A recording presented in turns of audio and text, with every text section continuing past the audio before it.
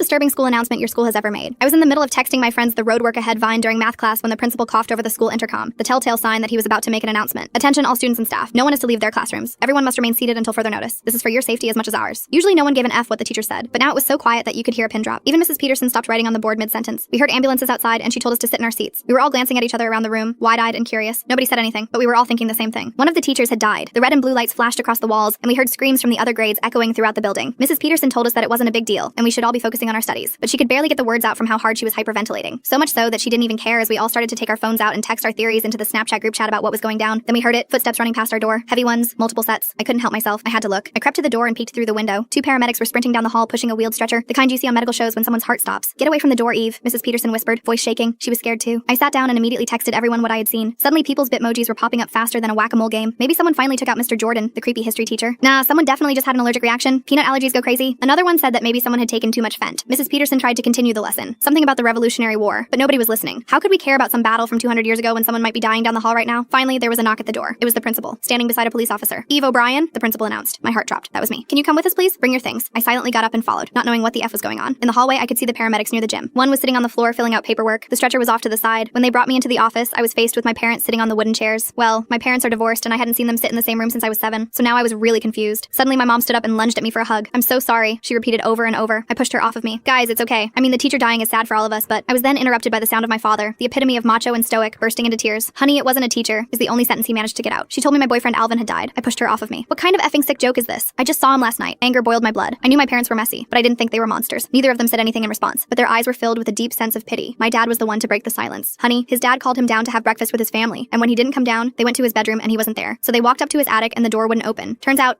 it was stuck on his body. He had committed rope." He then burst into tears again. I grabbed my VP from my pocket, not even caring that the principal was standing right there. I told them they were lying, that I had seen the stretcher and the screams. Turns out they were going to call me into the office on the intercom, but suddenly the janitor fell and broke his hip, so saving him was first priority. I looked back at my mom and saw her entire body trembling like I'd never seen before. I stuffed my mouth with the sleeve of my hoodie and screamed as hard as I could. My knees gave out under me, and the pain felt so grounding that I continued to bang my head against the floor, over and over. My parents picked me up and carried me to the back seat of the car, getting ready to drive me home. And that's when I got the text. It was Alvin. Full story on channel, link below.